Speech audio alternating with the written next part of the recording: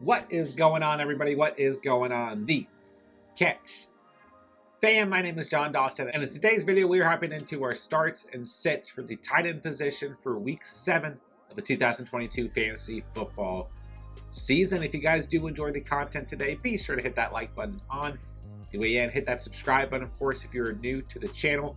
It really does help us out if you guys hit that like and consider subscribing. And feel free to drop any comments, questions, concerns pertaining to the 2022 Fantasy Football season down below, and I'll get back to you as soon as I possibly can. Without further ado, let's hop into today's video. All right, Thursday Night Football, we've got the Saints at the Cardinals. At the time I was putting together the lists for Week 7, I wasn't necessarily sure if Jameis Winston and or Andy Dalton would be healthy for this matchup, and I thought, naturally, that would give a huge boost to Taysom Hill on the week. At the time I'm recording this, it looks like Andy Dalton and Jameis Winston are both going to suit up, but Dalton is healthier than Winston, so Dalton should be the starter, which still, in my mind, gives a little bit of a boost to Taysom Hill. Listen, I know he really did nothing whatsoever in Week 6, and you always have to start Taysom Hill with some caution, so he gets the asterisk here, right?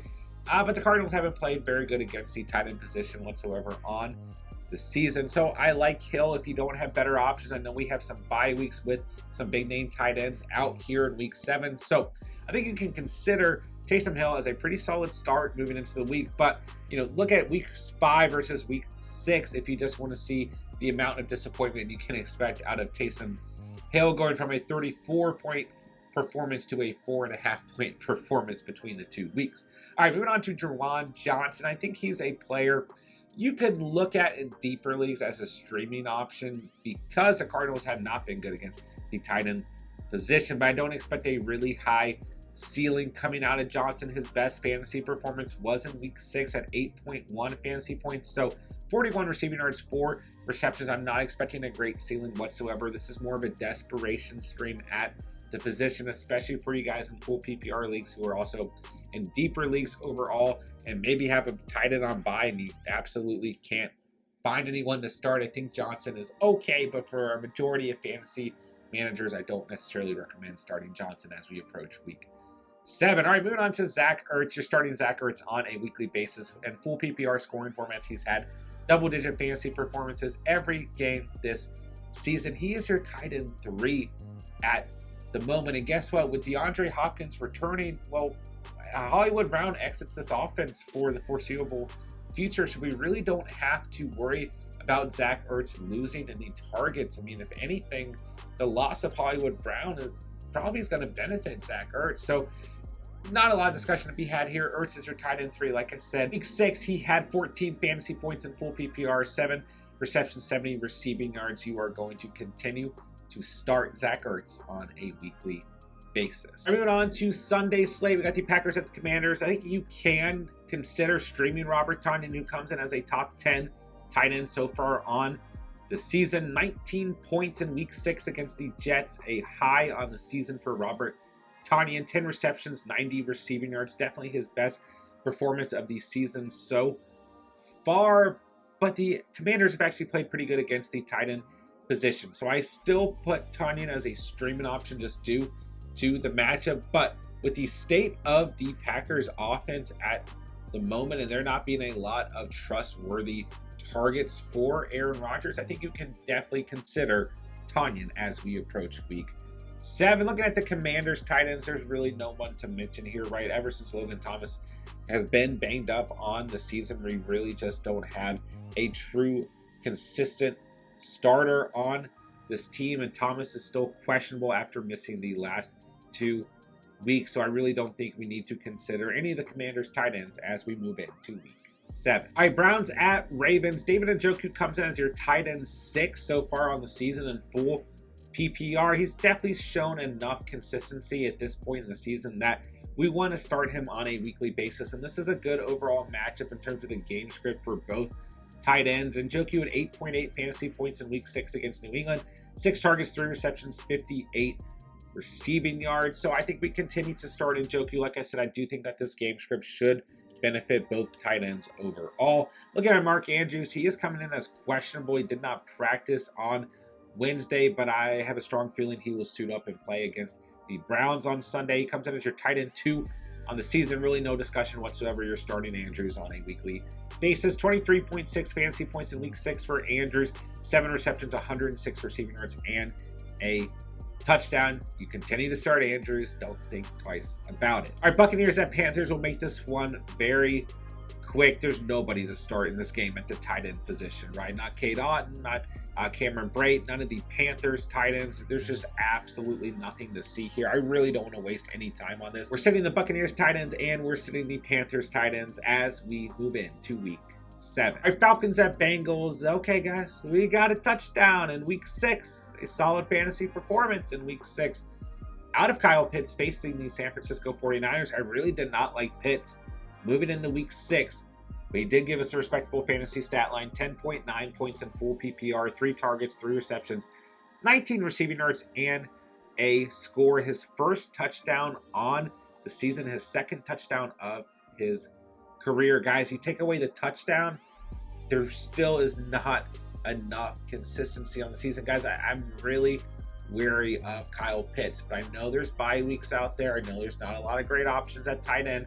He's coming in as your tight end 23 overall in full PPR. Just a really disappointing year. I still have the asterisk here because the Bengals have played pretty well against the tight end position, and I'm just not fully confident in Kyle Pitts. But I know it's a tough week at the position with bye weeks and everything. So I think if you don't have better options, you can take a chance on Kyle Pitts. But from a consistency standpoint, I am just not a fan of Kyle Pitts so far on the season. Looking at HAYDEN HURST, the Falcons have been one of the worst teams in the league against opposing tight ends. So I like HAYDEN HURST, who had a disappointing week 6 after having double-digit fantasy performances in weeks 4 and 5. Came back to earth with 5.1 points in week 6, 3 targets, 3 receptions, 21 receiving yards. He is questionable at the moment, but overall, I do think if HAYDEN HURST is healthy moving into Sunday, he's a good start against Atlanta. You can definitely consider him a streaming option, but with the way the landscape looks at the tight end position, I think he's probably someone you have to consider starting moving into week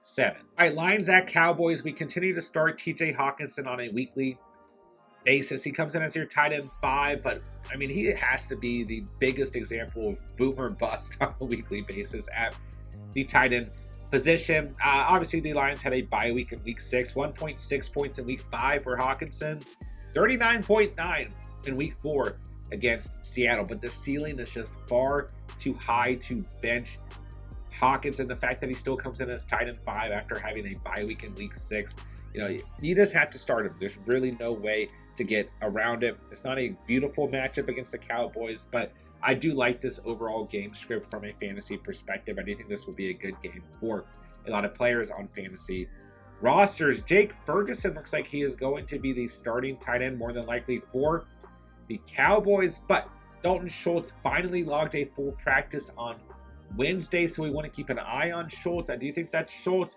if he's fully healthy, can get some chemistry, going with Dak Prescott overall, like we've seen, over the past year. So I think Schultz is someone to keep an eye on, but I'm not confident in starting Schultz coming off of the injury, although the Lions overall, their defense has been abysmal. So let's say Schultz sits, which is actually very likely going to the week, then I think Jake Ferguson is worth a stream if you're absolutely desperate, right? He still gets the asterisk here, but overall, Ferguson in week 6, 6 targets, 4 receptions, 40 receiving yards, and a touchdown, 14 fantasy points.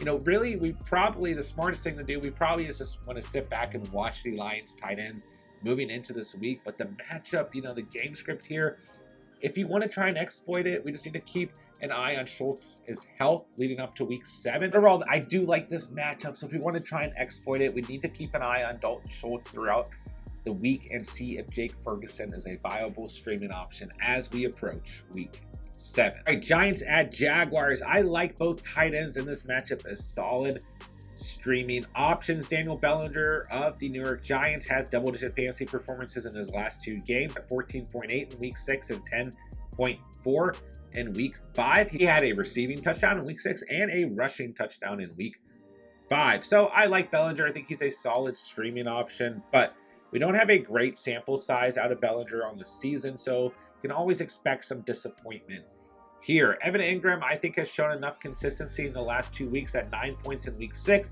and 12.9 in week 5. In full PPR, you can definitely consider him a streaming option if you don't have better options over. All at least 6 targets in the last 2 games for Ingram, but similar to a lot of the other tight ends we're looking at in terms of streaming options, weeks 3 and 4, 3.9 points or less overall. So definitely a risky option, but like I said, a lot of these, kind of back end tier tight ends who are considering streaming are going to be risky options. So overall, if you're in a bind, I do think Bellinger and Ingram are 2 tight ends you can consider moving into week 7. All right, looking at the Colts at Titans games, guys, I'm just not confident enough to start any of the Colts tight ends. They're just far too inconsistent between Kylan Granson, Mo Alley-Cox, and Jelani Woods. Woods was the best fantasy performance in week 6 at 10.7 points, a touchdown through the air, 27 receiving yards, and 2 receptions. And when we look at the entire season, it's just been really up and down for all 3 of the Colts tight ends. They're all very talented, but they're not anyone we want to start. This is far too risky from a fantasy perspective. Looking at the Titans tight ends, nothing to see here, guys. Just move right along. We're not considering any of the Titans tight ends moving into week 7. Texans at Raiders, once again, we're just move right along. We're not starting any of the Texans tight ends. Nothing to see here, right? Darren Waller did not practice Wednesday. If he is healthy for this matchup against the Texans, I do think we start him, right? If you have, other options on your roster that you're more comfortable with, that's fine. But I do think when Darren Waller is fully healthy, he's definitely a player that is just very hard to sit. We haven't seen Waller play since week 4 against the Broncos, but we know that he's a player of high caliber that we want in our starting lineup. So continue to evaluate his health throughout the week. And like I said, if you have other options that you're more comfortable with, that's fine. But Waller is definitely a tight end we can consider starting when healthy. All right, Jets at Broncos, not a good matchup for Tyler Conklin. And over the last 2 weeks in fantasy, he's had just 2.7 fantasy points. There's a point in the season where he was a top 5 tight end, and he has fallen dramatically, especially with the change at the quarterback position. Just not the same chemistry between Zach Wilson and Conklin that Joe Flacco had with Conklin. So he's a sit for me moving into week 7. Looking at Greg Dulcich for the Denver Broncos, made his season debut in Monday Night Football against the Chargers. 12.4 fantasy points, 3 targets, 2 receptions, 44 receiving yards, and a score. Would definitely be nice if he would emerge as a solid streaming option on a weekly basis for us in fantasy football. But we want to kind of sit back and see what happens. If you're really struggling at the tight end position, especially in deeper leagues, full PPR leagues, you can go ahead and pick him up. But this Broncos offense is just so completely volatile. I'm not really ready to jump on any players quite yet, but I definitely think he's a player to watch here in week 7. Our Chiefs at Niners, I think you start both tight ends in this matchup. I think it's going to be a fun matchup overall. I think both offenses play well in this game. Travis Kelce's your tight end 1 on the season. No debate here, starting him on a weekly basis. Up against Buffalo in week 6. 19.2 fantasy points, 8 receptions, 108 receiving yards.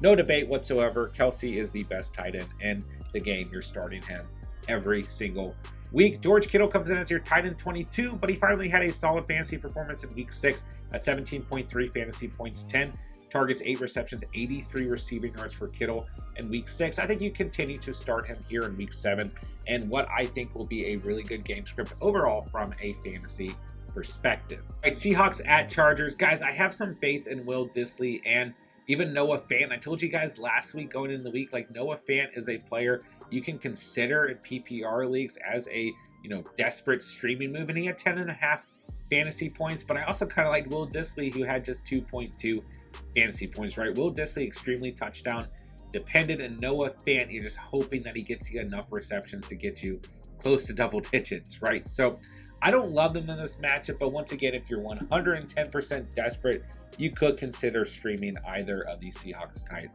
ends. Looking at Gerald Everett, man, he's your tight end 9 in full PPR so far on the season. I continue to like Everett as a start if you don't have better options, but just don't expect a great ceiling. 7.9 points against Denver for Everett in week 6. 7 targets, 5 receptions, 29 receiving yards. But I do like this matchup overall for Everett. I do think this is a good game script, so I do consider him a start as we approach week 7. All right, Steelers at Dolphins. At the time I'm recording this, Pat Freiermuth is listed as questionable, still dealing with a concussion, but he did practice in full on Wednesday, and I like Pat Freiermuth. I really do so far on the season. Obviously missed week 6 and didn't play the full game in week 5 against Buffalo, but outside of that, through the first 4 weeks of the season, he had 3 performances with 12 fantasy points or more. And Mitchell Trubisky will be playing at the quarterback position in this matchup, and you know, I do think that there was a little bit of better chemistry overall between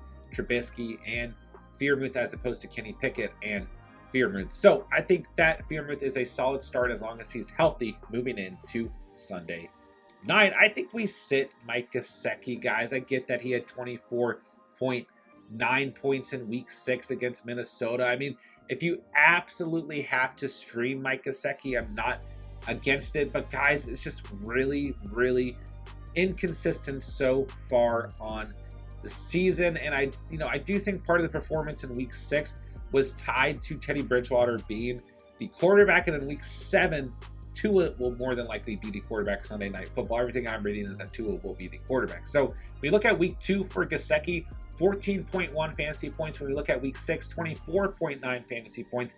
Outside of that, through his other 4 starts, he has 4.3 or less fantasy points. Just far too risky for me to want to suit up Gesicki. But with all that being said, he does come in as your tight end 12 on the season. Like I said, week 6 was a great performance. 24.9 fantasy points, 7 targets, 6 receptions, 69 receiving yards, and 2 touchdowns. But I just need a more consistent sample size before I'm considering Mike Gesicki on a weekly basis. Bears at Patriots. I'm sitting Cole Kmet. Just nothing to see here on the season so far.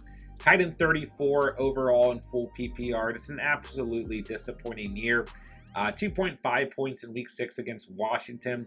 3 targets, 1 reception, 15 receiving yards. And I don't like this matchup for the Bears offense. I think this is going to be a run first game, a defense first game over anything else. So I just don't like Cole Kmet going into week 7 against the Patriots. I think we sit Hunter Henry unless you're absolutely desperate. But once again, I just think this is going to be a defensive matchup overall with a lot of running back action. So in full PPR leagues, if you're absolutely desperate in a deeper league, sure, you could take a flyer on Hunter Henry, who had 16.1 points in week 6 against Cleveland, 7 targets, 4 receptions, 61 receiving yards, and his first touchdown on the season. It does look like him and quarterback Bailey Zappi, who will more than likely be the starter in week 7, have some pretty good chemistry, but I'm just not confident enough to start Hunter Henry as we head into week 7. And that'll do it for today's video. If you guys did enjoy the content today, be sure to hit that like button on the way out. Hit that subscribe button, of course, if you are new to the channel. And feel free to drop any comments, questions, concerns pertaining to the 2022 fantasy football season down below, and I'll get back to you as soon as I possibly can. With that, I'll say thank you guys so much for watching and or listening. And remember, you saw it here on The Catch.